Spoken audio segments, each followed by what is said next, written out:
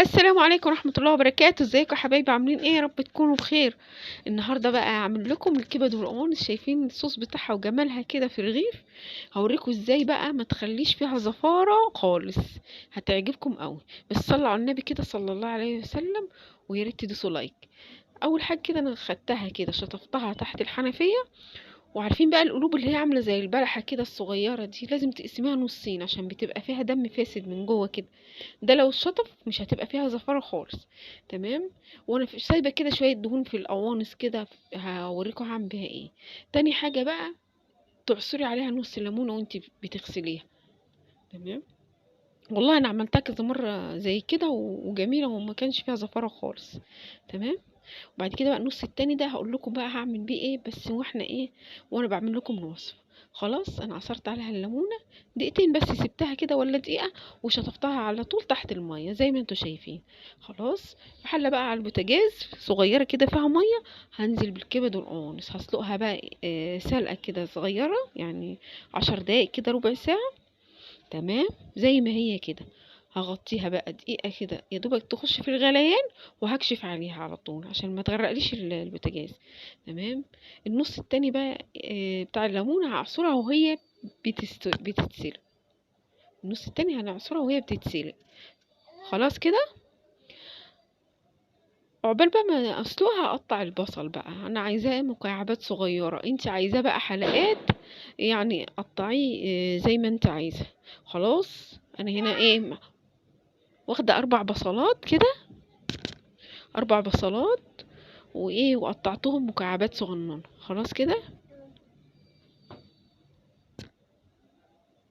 خلاص. اهو.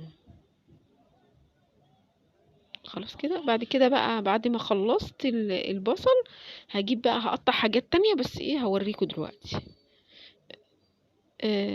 جبت بقى كام فص توم، واقطعهم بردك حلقات صغننة. مش توم كتير يعني بردك 4 فصوص كده. وفلفلاية برضو هقطعها صغير مكعبات، فلفلاية رومي او فلفلاية يعني حامية زي ما انت عايزة. خلاص. بعد كده بقى بعد ما اتسلقت الكبد والقوانص صفيتها من ميتها، وبدأت اقطع القوانص حتت صغيرة. يعني القوانص قطعيها كده ايه حتت صغيرة. والقلوب انا مقطعاها قبل ما اسلقها. صح كده. بس بقى والكبد بقى مش بقطعها صغيرة قوي علشان الكبد يعني ايه بتبقى ليها طعم، يعني تظهر كده طعمها بتبقى كبيرة هتبقى حلو. خلاص. جبت بقى شوية زيت صغيرين وشوية زيت صغيرين لان القوانص فيها دهون. هاخد الاول بقى كده القوانص كده شوحه كده، تشويحه كده على البوتاجاز. تمام في الزيت. وبعد كده هعمل ايه بقى، هنزل بالكبد على طول. بس القوانص الاول. هتنزلي بالقوانص الاول القوانص الاول. تمام. اول ما خدت التشويحه كده بسيطه، هرفعهم بقى ايه في طبق، اصفيهم كده من الزيت وهرفعهم في طبق.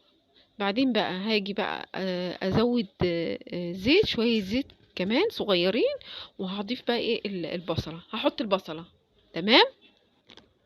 بعدين بقى هشوح البصلة كده لغاية ما تدي لون كده، يعني تدخل على التحمير. تصفر كده وتبقى لونها ذهبي كده زي ما انتوا شايفين. حطيت بقى الثوم والفلفل اللي انا قطعتهم وشوحتهم مع بعض. وكمان هحط عليها ايه التوابل، ملح فلفل وكمون وكزبرة بس. مش هتحط اي حاجة تاني. وبعد كده بقى نزلت بالكبد والقوانص على البصل. وكمان هضيف معلقة صلصة صغيرة. شايفين صغيرة قوي. مش كتير، ما تكتريش الصلصة، ونص كوباية مية. وهسيبها بس تغلي غلوتين، نص كوباية مية دول عشان يعملوا لها الصوص البني اللي انتوا شايفينه. تمام. هسيبها بقى تغلي غلوتين. وبعد كده هقفل من عليها. وبس كده.